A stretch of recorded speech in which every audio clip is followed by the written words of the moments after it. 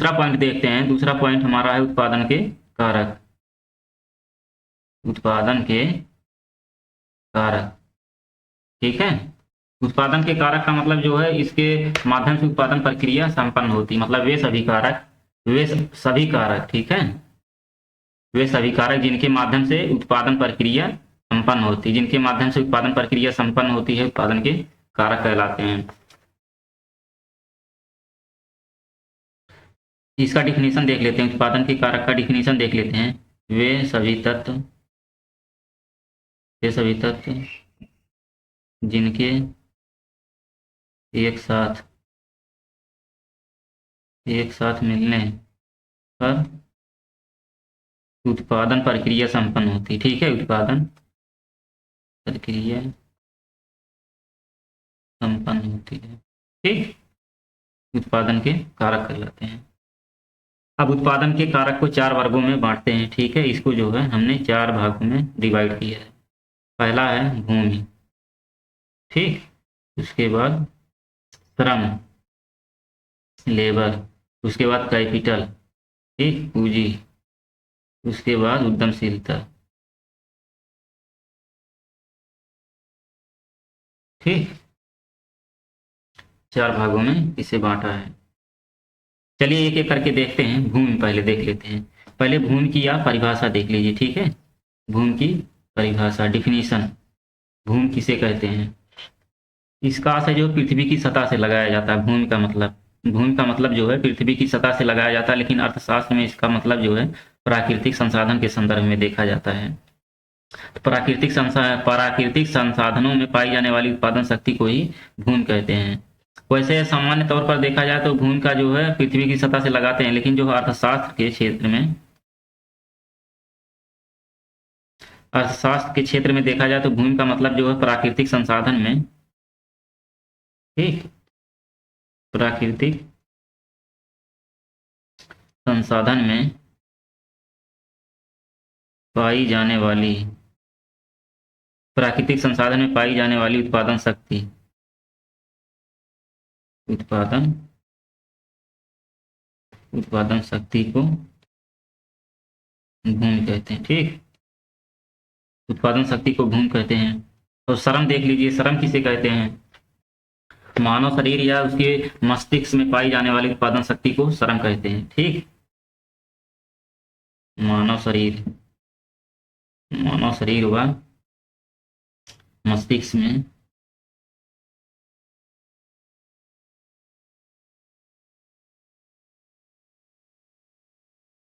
पाई जाने वाली उत्पादन शक्ति को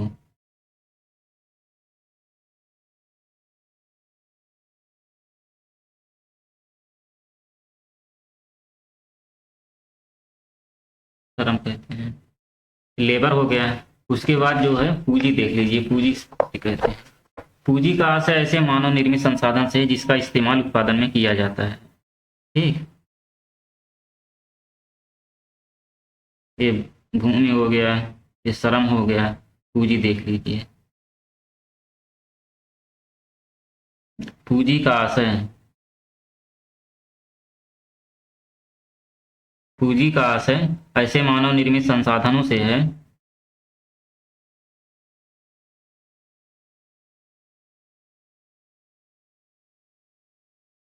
ऐसे मानव निर्मित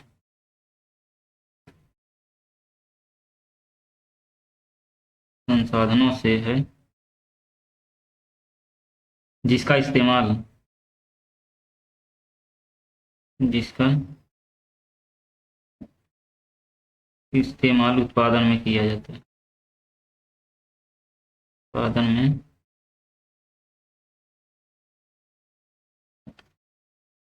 उसके बाद उद्यमशीलता देख लेते हैं, ठीक।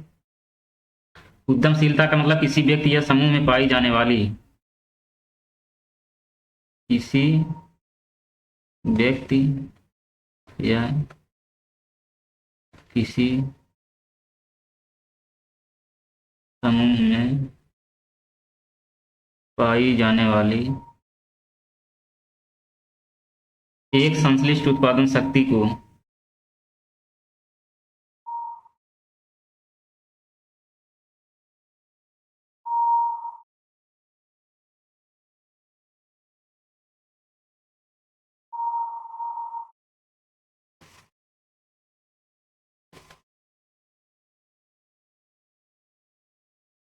उद्यमशीलता कहते हैं। ठीक, ध्यान से देखिएगा क्योंकि एक बार समझा देते हैं। जैसे भूमि है, ठीक, भूमि, श्रम, पूंजी, उद्यमशीलता है। भूमि का तात्पर्य है अर्थशास्त्र के क्षेत्र में। वैसे तो देखा जाए जो है पृथ्वी की ऊपरी सतह से लगाया जाता है भूमि का से, लेकिन अर्थशास्त्र के क्षेत्र में इसे प्राकृतिक संसाधनों में पाई जाने वाली उत्पादन शक्ति को भूमि कहते हैं। फिर श्रम, श्रम का मतलब मानव शरीर व मस्तिष्क में पाई जाने वाली उत्पादन शक्ति को श्रम कहते हैं। उसके बाद पूंजी का आशय जो है ऐसे मानव निर्मित संसाधन से है जिसका इस्तेमाल उत्पादन में किया जाता है। उत्पादन में किया जाता है। यही मेन पॉइंट है। उसके बाद उद्यमशीलता, उद्यमशीलता का मतलब जो है किसी व्यक्ति या समूह में पाई जाने वाली एक संश्लिष्ट उत्पादन शक्ति को जो है उद्यमशीलता कहते हैं। ठीक है, अब इसका जो है आगे देखते हैं कि जो इसका प्रतिफल क्या है। ठीक है, प्रतिफल, ये तो परिभाषा हो गया, ये परिभाषा हो गया, डिफिनीशन हो गया सब। अब जो है इसका प्रतिफल देखते हैं। चलिए प्रतिफल देख लेते हैं। चलिए इसका प्रतिफल देखते हैं। ठीक है, प्रतिफल देख लेते हैं। जैसे कोई भूमिपति है तो उत्पादन में प्राकृतिक संसाधनों का इस्तेमाल कर रहा है, तो उसके बदले में उसको क्या मिलेगा? भूमि के बदले में उसे जो है किराया दिया जाएगा। जैसे मान लीजिए हमें भूमि की ज़रूरत पड़ी, तो हमने जो है मान लीजिए हम ए व्यक्ति के पास गए, ए व्यक्ति से जो है कहा भैया हमें ज़मीन चाहिए, कुछ ज़रूरी काम करना उस पर, मान लीजिए स्कूल खोलना है या जो है और कोई काम करना है या सब्जी उगाना है। तो जमींदार क्या बोलेगा? जमींदार हमसे यही कहेगा भैया हम तो ज़मीन तो दे देंगे, लेकिन हमें उस ज़मीन के बदले में क्या मिलेगा? तो उसने क्या कहा? किराया। कितना किराया मिलेगा? किराया का इस्तेमाल किया है। उसी तरह से एक श्रम देखिए, श्रमिक को, कोई श्रमिक है मेहनत कर रहा है, तो वह श्रमिक जो है कहेगा भैया हमने इतना मेहनत किया है तो हमको इस मेहनत के बदले में मजदूरी कितना मिलेगा, मतलब उसमें क्या जो है इसके बदले में मजदूरी कितना मिलेगा। किस शब्द का प्रयोग किया? मजदूरी।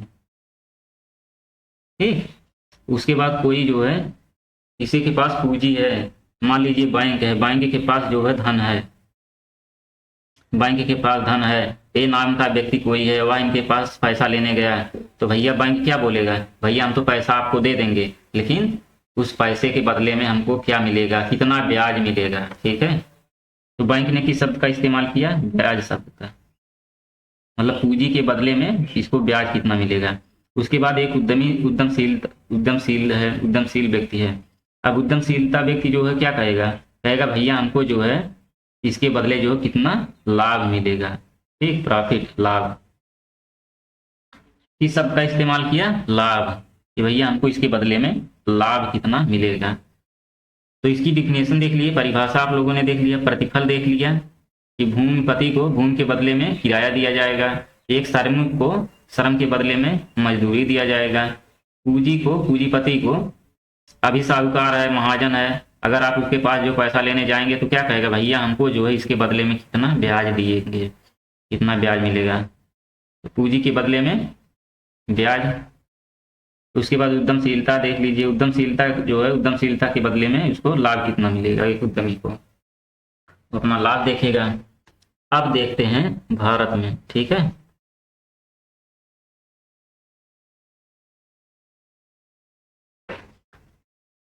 क्या भूमि भारत में उपलब्ध है? तो हाँ भैया उपलब्ध है, तो भूमि भैया भारत में उपलब्ध है। श्रमिक का भारत में क्या है?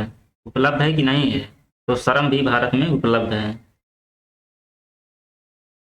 कुशल श्रमिक है, श्रमिकों की कमी नहीं है भारत में। क्या पूंजी भारत में उपलब्ध है?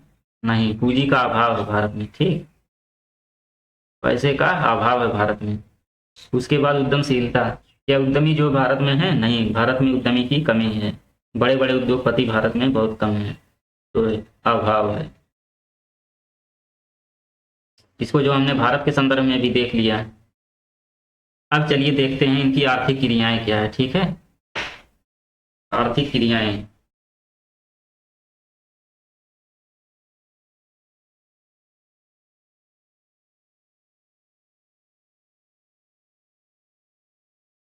आर्थिक क्रियाएं कौन कौन सी हैं? उत्पादन, उपभोग, विनिमय व वितरण है।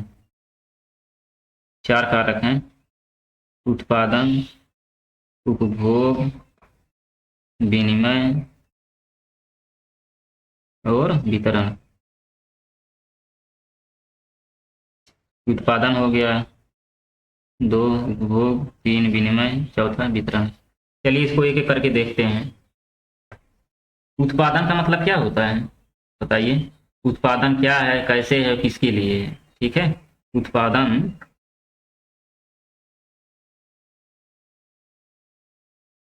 उत्पादन का मतलब आगत को निर्गत में, मतलब इनपुट को आउटपुट में बदलना है। आगत, आगत कहने का मतलब इनपुट, इनपुट को आउटपुट।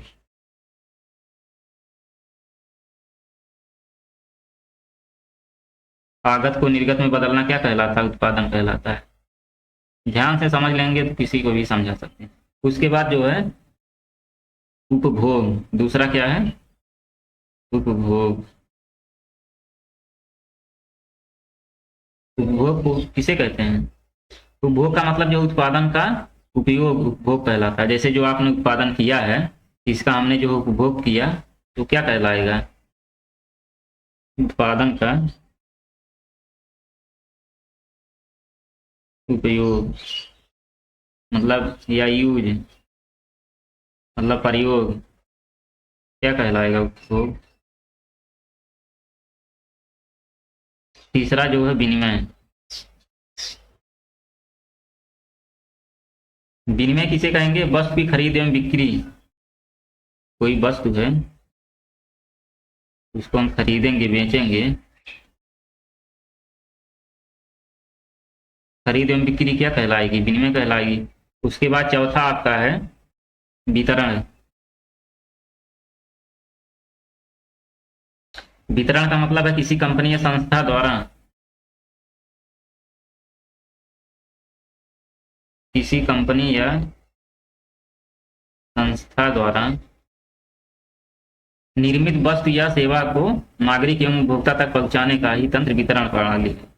जैसे कोई कंपनी है या संस्था है, कोई कंपनी है या संस्था है, उसके द्वारा जो है निर्मित वस्तु या सेवा को नागरिक तक पहुंचा रहे हैं,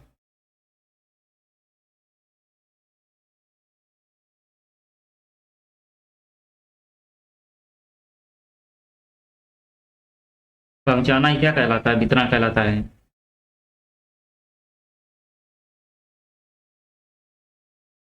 चलिए एक एक देख लेते हैं। उत्पादन ये हो गया, उपभोग हो गया, विनिमय हो गया, वितरण हो गया, ये आर्थिक क्रियाएं हैं।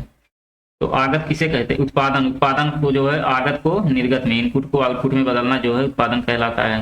उपभोग, उपभोग का मतलब जो हमने उत्पादन किया है उसका यूज जो है जब करेंगे तो उपभोग कहलाएगा। जो हमने पैदा किया, मान लीजिए धान गेहूँ पैदा किया है, तो उसका जो हम उपभोग करेंगे, खाएंगे, तो उसको जो क्या कहलाएगा? उपभोग कहलाएगा।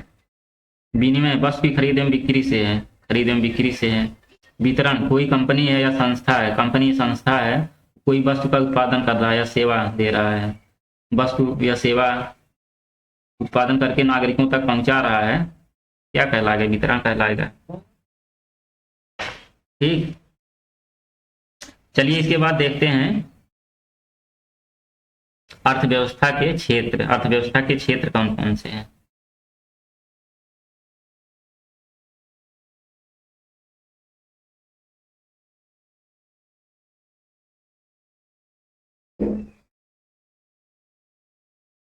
चलिए इसके बाद देखते हैं मानव पूंजी। मानव पूंजी क्या है? मानव पूंजी और सामाजिक पूंजी, यही दो देख लेते हैं।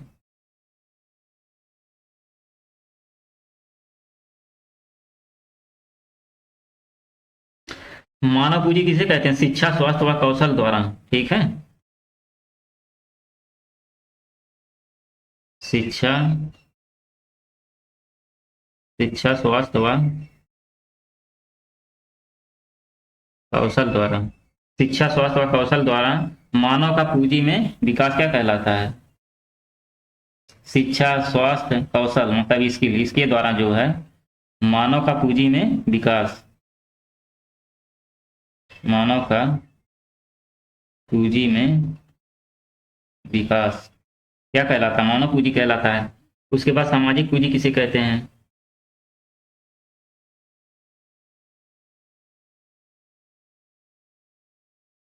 सामाजिक सामंजस्य,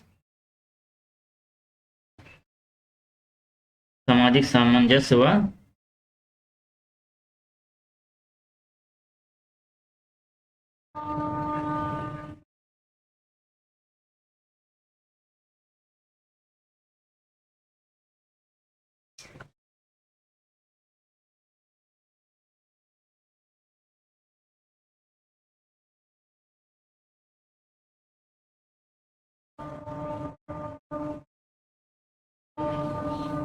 सेक्टर ऑफ इकोनॉमिक। अर्थव्यवस्था के क्षेत्र में देखते हैं, ये 3 क्षेत्र हैं। आर्थिक क्रियाओं के आधार पर पहला देखेंगे,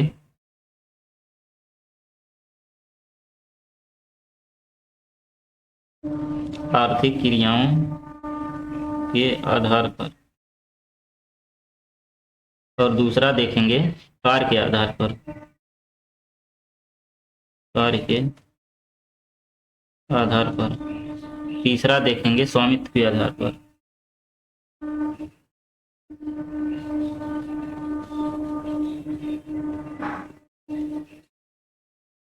ठीक, अब आर्थिक क्रिया के आधार पर देख लीजिए। प्राथमिक क्षेत्र,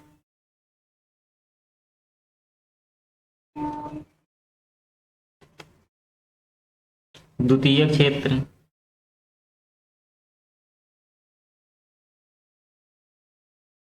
प्राथमिक क्षेत्र, द्वितीय क्षेत्र, तृतीय क्षेत्र,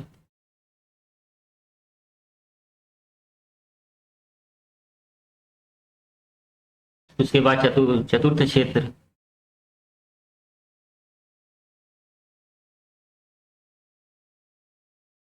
पांचवा पंचम क्षेत्र। प्राथमिक क्षेत्र, द्वितीय क्षेत्र, तृतीय क्षेत्र, चतुर्थ क्षेत्र, पंचम क्षेत्र। आर्थिक क्रिया के आधार पर हो गया अर्थव्यवस्था के क्षेत्र। और देखिए दोस्तों, कार्य के आधार पर देखते हैं। कार्य के आधार पर जो है अर्थव्यवस्था के क्षेत्र जो है 2 ही हैं। एक तो है संगठित क्षेत्र, ठीक, संगठित क्षेत्र, और दूसरा है असंगठित क्षेत्र।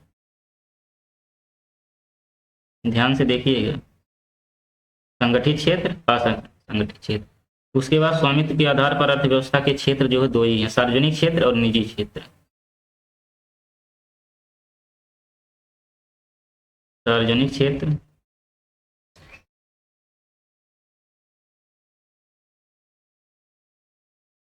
निजी क्षेत्र, 2 ही हैं। Private sector, public sector.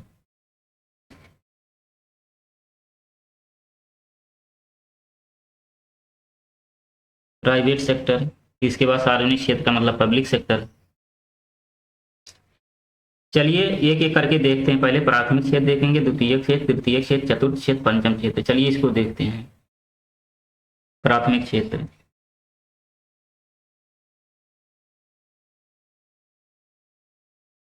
प्राथमिक क्षेत्र का मतलब प्राइमरी सेक्टर।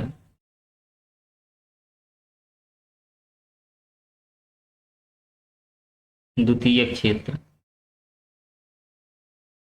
तृतीय क्षेत्र, ठीक।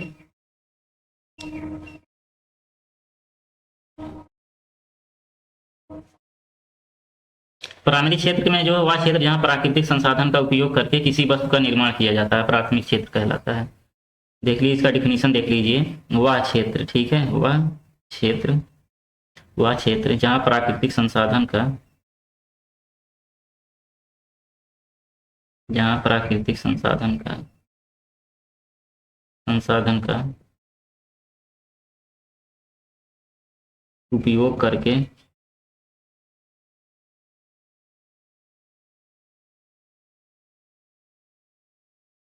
किसी वस्तु का निर्माण,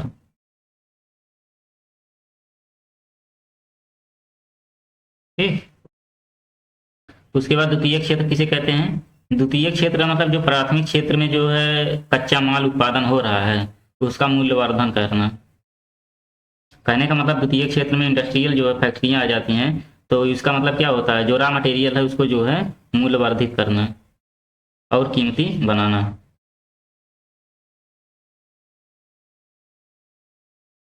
प्राथमिक क्षेत्र से ठीक प्राप्त कच्चे माल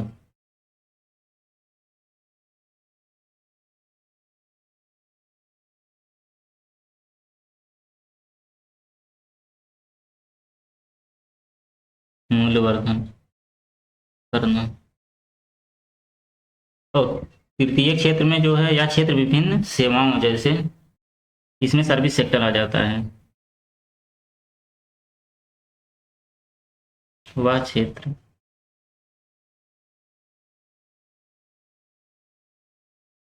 वह क्षेत्र जो विभिन्न सेवाओं जैसे,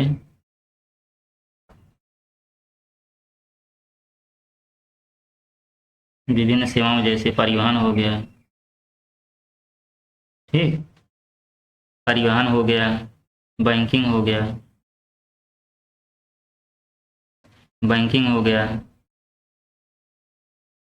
परिवहन हो गया, बैंकिंग हो गया, और जो और भी सर्विस सेक्टर जो है, सर्विस सेक्टर में बहुत सारी सेवाएं आ जाती हैं।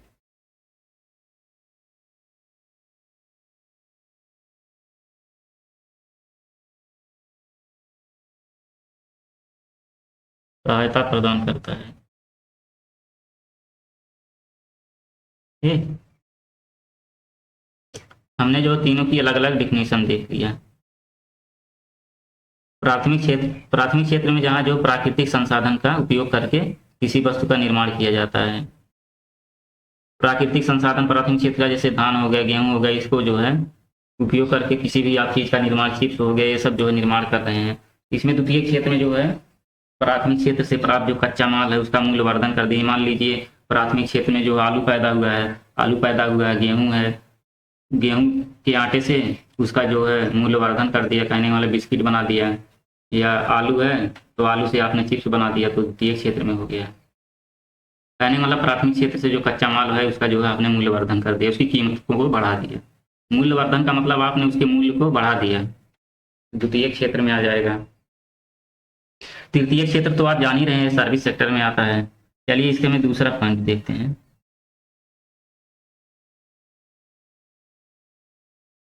इसे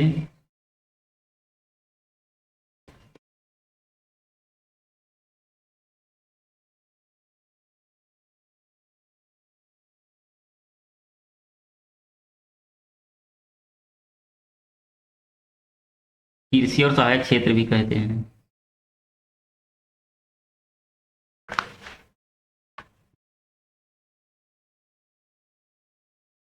ठीक, द्वितीय क्षेत्र में दूसरा पॉइंट, इसमें औद्योगिक या विनिर्माण क्षेत्र भी कहते हैं इसे।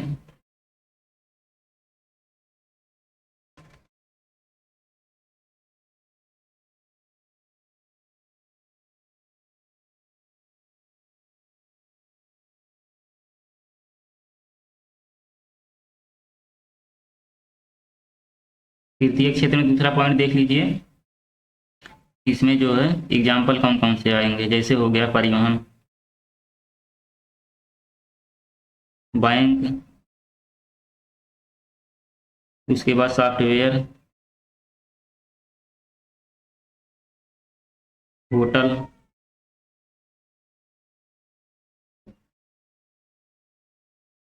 बीमा, भंडारण। ध्यान से देखिएगा, ये सब सवाल पूछ लेता है कि भंडारण भंडारण किस क्षेत्र में आता है, प्राथमिक, द्वितीय, तृतीय, तो आपने आप बता देंगे तृतीय क्षेत्र में आता है। उसके बाद व्यापार, व्यापार भी तृतीय क्षेत्र में आता है। ये सब जो है परिवहन, बैंक, सॉफ्टवेयर, होटल, बीमा, भंडारण, व्यापार, ये सब जो है तृतीय क्षेत्र के अंतर्गत आता है। उसके बाद तीसरा पॉइंट देखिए, इसे रेड कॉलर जॉब कहते हैं। प्राथमिक क्षेत्र में काम करने वाले लोगों को रेड कॉलर जॉब कहते हैं।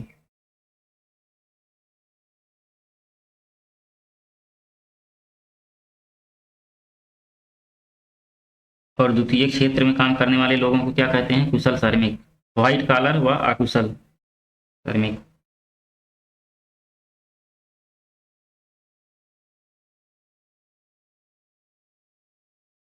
कुशल श्रमिक।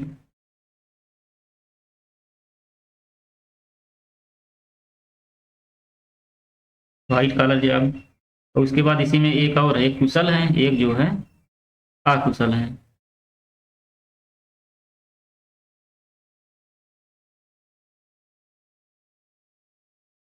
तो जो कुशल श्रमिक उन्हें व्हाइट कॉलर जॉब कहते हैं, जो अकुशल श्रमिक है उन्हें जो है ब्लू कॉलर जॉब कहते हैं।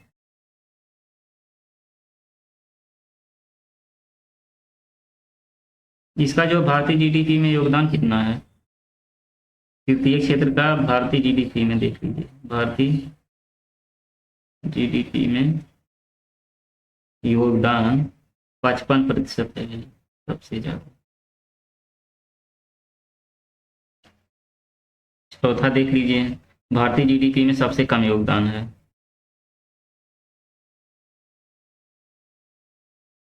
सबसे कम योगदान है भाई, केवल जो है 17%।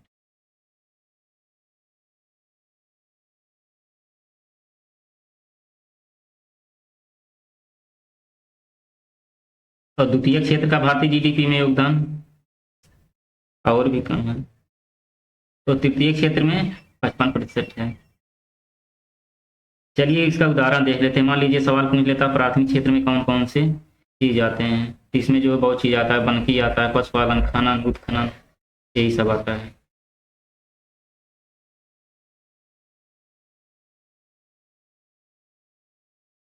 पशुपालन,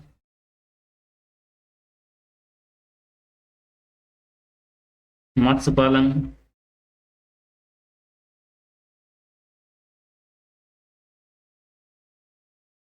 खनन, उत्खनन,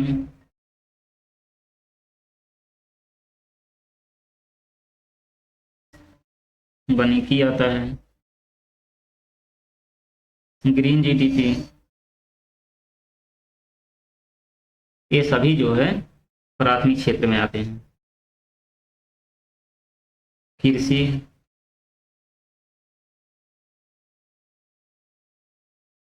इत्यादि। अब चौथे में देख लीजिए, इसमें क्या क्या आता है। द्वितीय क्षेत्र में क्या क्या आएगा? निर्माण आएगा, विनिर्माण आएगा, निर्माण, विनिर्माण, इस्पात उद्योग, इस्पात उद्योग, जल विद्युत गैस आपूर्ति,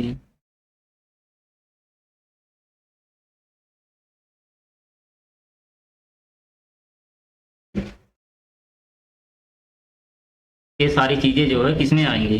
द्वितीय क्षेत्र में। उसके बाद जो है तृतीय क्षेत्र में आप देख ही रहे हैं, परिवहन, बैंक, सॉफ्टवेयर, बीमा, भंडारण, व्यापार, ये सब आता है। चलिए इसका जो है थोड़ा रिवाइज करवा देते हैं। ये देखिए प्राइमरी सेक्टर, ठीक है, सेकेंडरी सेक्टर, उसके बाद जो है tertiary sector. Primary sector, secondary sector, tertiary sector, प्राथमिक क्षेत्र, द्वितीय क्षेत्र, तृतीय क्षेत्र। ध्यान दीजिएगा, जहां प्राकृतिक संसाधनों का उपयोग करके किसी वस्तु का निर्माण किया जाता है। ठीक, प्राकृतिक संसाधन में जो है जैसे पशुपालन, मत्स्य पालन, खनन, उत्खनन, वानिकी, इनका जो है उपयोग करके किसी वस्तु का निर्माण किया जा रहा है। क्या किस क्षेत्र में आएगा? प्राथमिक क्षेत्र में आएगा। इसे कृषि सहायक क्षेत्र भी कहते हैं। इसमें काम करने वाले लोग को क्या कहते हैं? Red collar job. भारतीय जीडीपी में इसका योगदान बहुत कम है, केवल 17% है। द्वितीय देख लीजिए, भारतीय क्षेत्र में प्राप्त कच्चे माल का मूल्यवर्धन करना जो है, प्राथमिक क्षेत्र से जो उत्पादन हो रहा है उसका मूल्यवर्धन कर दीजिए, मतलब उसकी कीमत को जो है और बढ़ा दीजिए, तो क्या कहलाता है? द्वितीय क्षेत्र कहलाता है। इसमें औद्योगिक या विनिर्माण क्षेत्र भी कहते हैं इसे। इसमें दो तरह के श्रमिक काम करते हैं, एक तो कुशल श्रमिक, एक अकुशल श्रमिक। कुशल श्रमिक को जो है व्हाइट कॉलर जॉब कहते हैं, और अकुशल श्रमिकों को ब्लू कॉलर जॉब कहते हैं। इसमें जो है जैसे निर्माण हो गया, विनिर्माण हो गया, इस्पात उद्योग, जल विद्युत गैस आपूर्ति इत्यादि ये सब आते हैं। और टर्टियरी सेक्टर में देख लीजिए वह क्षेत्र जिसमें विभिन्न सेवाओं जैसे परिवहन, बैंकिंग इत्यादि क्षेत्र को सहायता प्रदान करता है। इसके अंतर्गत जैसे परिवहन हो गया, बैंक हो गया, सॉफ्टवेयर हो गया, होटल हो गया, बीमा हो गया, भंडारण हो गया, व्यापार हो गया इत्यादि ये सब आते हैं। उसके बाद जो भारतीय जीडीपी में इसका योगदान सबसे ज़्यादा 55% है। चलिए उसके बाद चतुर्थ क्षेत्र देखते हैं, चौथा क्षेत्र। ठीक,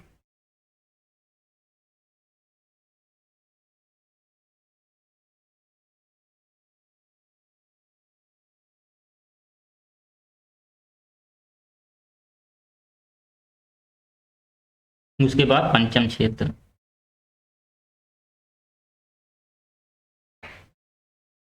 चतुर्थ क्षेत्र के अंतर्गत जो है ज्ञान आधारित उद्योग को शामिल किया जाता है। ठीक है, इसमें ध्यान दीजिएगा, इस क्षेत्र के अंतर्गत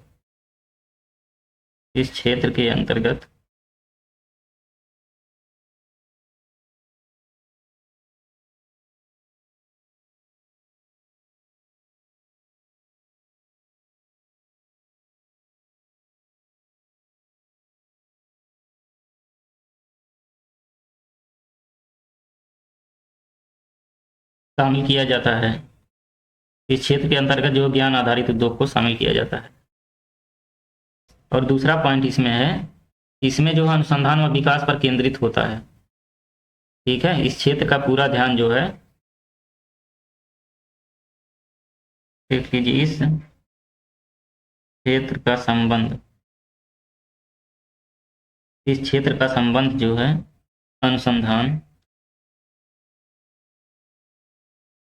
अनुसंधान व विकास पर केंद्रित होती है।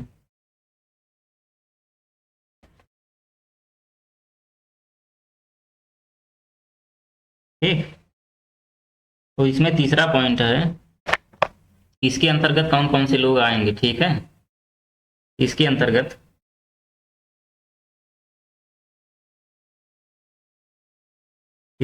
क्या क्या आएगा। एक तो वरिष्ठ व्यवसायिक अधिकारी आएंगे।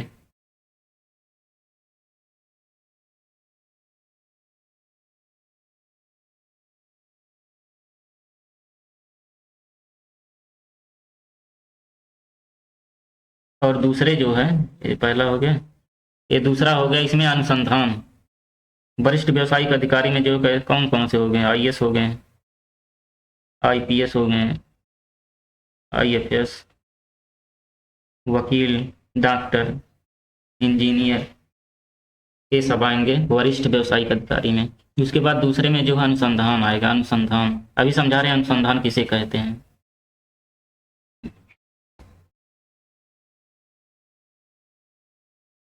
अनुसंधान,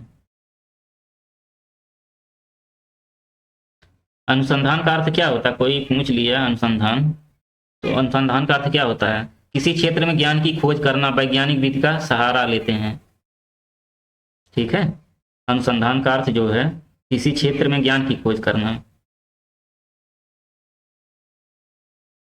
किसी क्षेत्र में ज्ञान की खोज करना अनुसंधान कहलाता है, वैज्ञानिक विधि का सहारा लेते हुए। और अनुसंधान के जनक जो है कौन से हैं, विक्रम अमवाला साराभाई।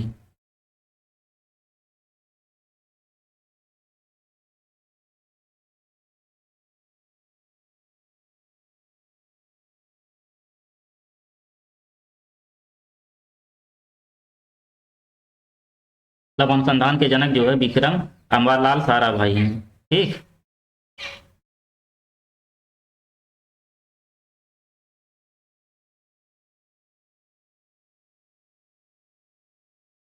और अनुसंधान के अंतर्गत जो है किसी व्यक्तिगत समस्या एवं कठिनाई को दूर करने के लिए सहायता और सलाह और मार्गदर्शन दिया जाता है। इसके अंतर्गत, अनुसंधान के अंतर्गत जो है व्यक्तिगत कोई समस्या हो गया, ठीक, व्यक्तिगत समस्या हो गया और उससे कठिनाई को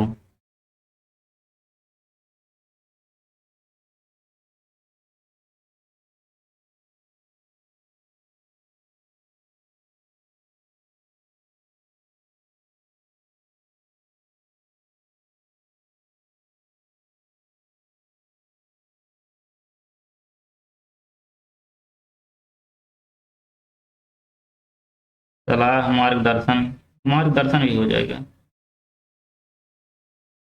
ठीक।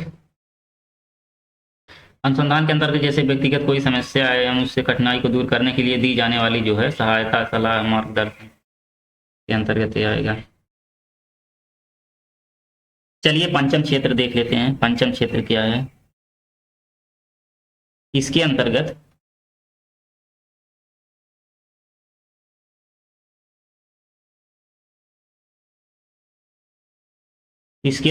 उच्च स्तर पर नीतियों का निर्धारण एवं निर्णय गतिविधियों को शामिल किया जाता है। उच्च स्तर पर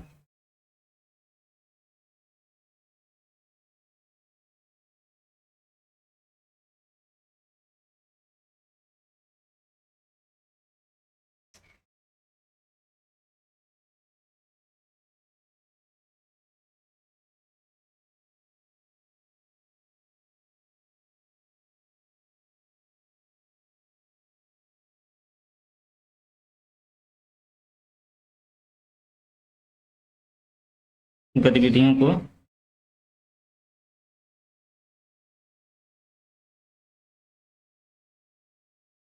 शामिल किया जाता है।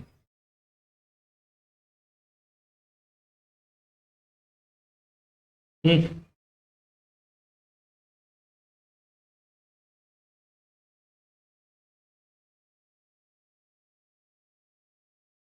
पहला पॉइंट ये हो गया। दूसरे पॉइंट में देख लीजिए, इसे गोल्ड कॉलर जॉब के अंतर्गत रखा जाता है।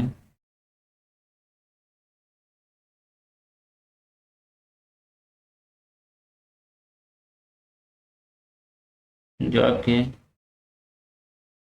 अंतर्गत रखा जाता है। इस कैटेगरी में ज्यादा कुशल लोग आते हैं, मतलब गोल्ड कॉलर जॉब के अंतर्गत जो है ज्यादा कुशल लोग आते हैं। ठीक। ज्यादा कुशल लोग, ज्यादा कुशल लोग आते हैं। जैसे उदाहरण देख लीजिए, इसमें देख लीजिए जैसे सरकार हो गई, सरकार हो गया, विश्वविद्यालय हो गया,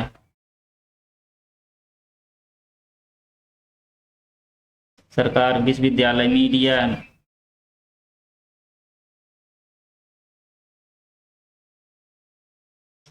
वैज्ञानिक, साइंटिस्ट, वैज्ञानिक, वकील, डॉक्टर, यही सब आते हैं। पायलट, डीएम, एसडीएम, ये सब लोग आते हैं। पंचम क्षेत्र के अंतर्गत भाई वीआईपी लोग आते हैं। ठीक है। चलिए इसका जो है एक बार हम भी कर लेते हैं रिवीजन। इसके पहले हमने जो है प्राथमिक क्षेत्र, द्वितीय क्षेत्र और तृतीय क्षेत्र हमने देख लिया था। अब इसको जो है चतुर्थ क्षेत्र, चतुर्थ क्षेत्र, पंचम क्षेत्र देख लेते हैं। इसके अंतर्गत जो है ज्ञान आधारित उद्योग को शामिल किया जाता है। इसके अंतर्गत जो है उच्च स्तर पर नीतियों को निर्धारित करने का जो है गतिविधियों को शामिल किया जाता है। ठीक। इस क्षेत्र का संबंध जो है अनुसंधान व विकास पर केंद्रित होता है। चतुर्थ क्षेत्र का पूरा पूरा ध्यान जो है किसी भी चीज का अनुसंधान और विकास पर केंद्रित होता है। इसके अंतर्गत कौन कौन से लोग आएंगे? वरिष्ठ नागरिक, अधिकारी, ये सब आते हैं। जैसे इसमें अनुसंधान पर ध्यान केंद्रित किया जाता है, तो अनुसंधान का अर्थ जो किसे क्या होता है? अनुसंधान का अर्थ जो किसी क्षेत्र में ज्ञान की खोज करना है। इसके जनक जो विक्रम अम्बाला लाल साराभाई हैं। इसके अंतर्गत जो है व्यक्तिगत समस्या, कठिनाई को दूर करने के लिए दी जाने वाली सहायता, सलाह, मार्गदर्शन। ठीक है, यही सब बातें हैं। पंचम क्षेत्र के अंतर्गत देख लीजिए, इसे गोल्ड कॉलर जॉब कहते हैं। Very very very very VIP लोग, इसे ज्यादा कुशल लोग इसमें आते हैं। जैसे सरकार हो गई, विश्वविद्यालय, मीडिया, वैज्ञानिक, वकील, डॉक्टर, पायलट, आईएएस, आईपीएस, ये सब जो है इसमें आते हैं। ठीक। चलिए अब देखते हैं कार्य के आधार पर। ये किस आधार पर था? ये तो क्षेत्र के आधार पर था। अब चलिए जो है कार्य के आधार पर देखते हैं। ये आर्थिक क्रिया के आधार पर था, चलिए जो है कार्य के आधार पर देखते हैं। कार्य के आधार पर दो ही क्षेत्र है, एक तो संगठित क्षेत्र है, दूसरा असंगठित क्षेत्र है। कार्य के आधार पर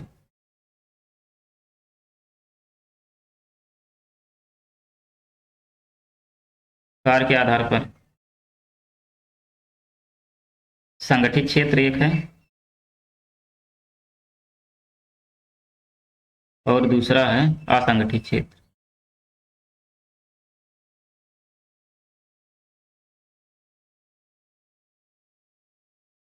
संगठित क्षेत्र के अंतर्गत क्या आएगा? जैसे रोजगार की शर्तें निश्चित और नियमित होती हैं इसमें। संगठित क्षेत्र के अंतर्गत रोजगार की शर्तें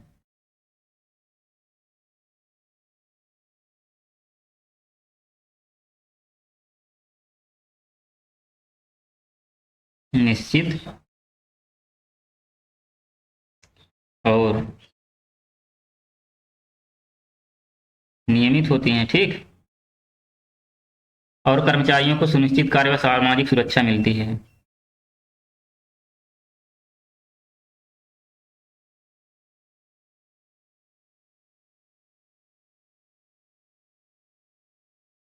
इसमें जो है कर्मचारियों को सुनिश्चित कार्य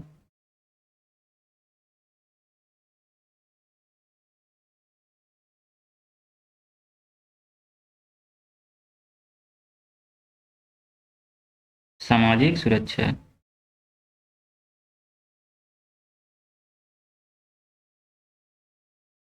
ठीक है दोस्तों, संगठित क्षेत्र के अंतर्गत जो रोजगार की शर्त निश्चित और नियमित होता है, इसमें कर्मचारियों को सुनिश्चित कार्य सामाजिक सुरक्षा मिलती है। उसके बाद असंगठित क्षेत्र में देख लेते हैं। असंगठित क्षेत्र में जो है मुख्यतः स्वनियोजित श्रमिकों को, वेतन और मजदूरों को शामिल किया जाता है। इसमें जो है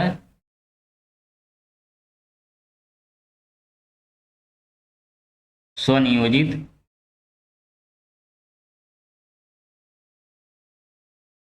श्रमिकों, वेतनभोगी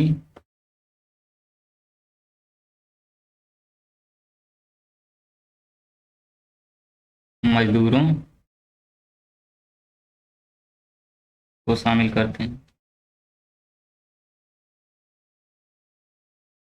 ठीक।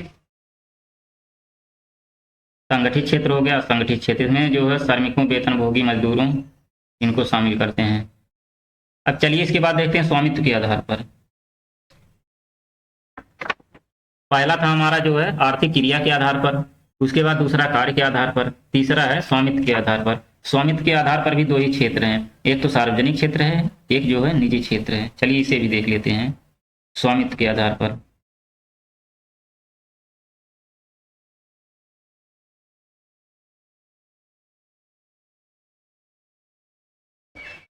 स्वामित्व के आधार पर जो दो क्षेत्र हैं, एक तो है सार्वजनिक क्षेत्र और दूसरा है निजी क्षेत्र, ठीक। सार्वजनिक क्षेत्र में जो है सरकार की जो है 50% से हिस्सेदारी ज्यादा होती है। सार्वजनिक क्षेत्र में जो है सरकार की हिस्सेदारी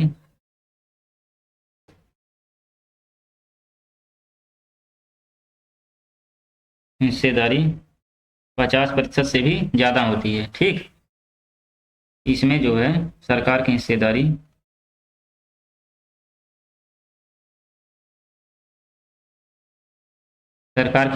जो है 50% से और कम होती है। जब सरकार जो है कम से कम निजी कंपनियों को 51% से अधिक शेयर को खरीद लेती है तो उसे राष्ट्रीयकरण कर देते हैं, तो मतलब सरकार ने ले लिया है। चलिए यहीं पे जो है राष्ट्रीयकरण देख लेते हैं, ठीक। ये भी एक जो है लोग कहते हैं सरकार जो है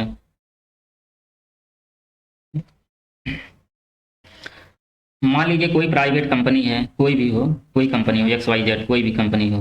मान लीजिए कोई प्राइवेट कंपनी हो, ध्यान से सुनिएगा, प्राइवेट कंपनी है। जब सरकार कम से कम जो है उसकी निजी कंपनी की 51% से अधिक शेयर को खरीद लेती है तो जो है वह राष्ट्रीयकरण कहलाता है। मतलब सरकार जो है, सरकार की हिस्सेदारी जो है, देख लीजिए, जब सरकार किसी निजी कंपनी की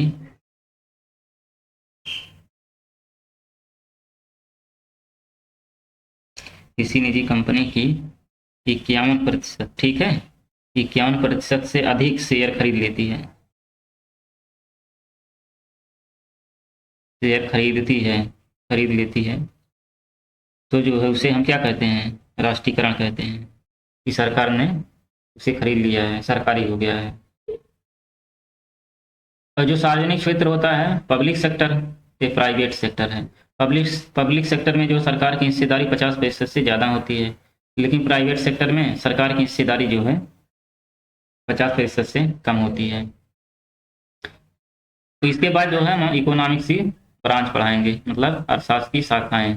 अर्थशास्त्र की दो शाखाएं होती है, एक तो होता है समष्टि अर्थशास्त्र, एक होता है व्यष्टि अर्थशास्त्र।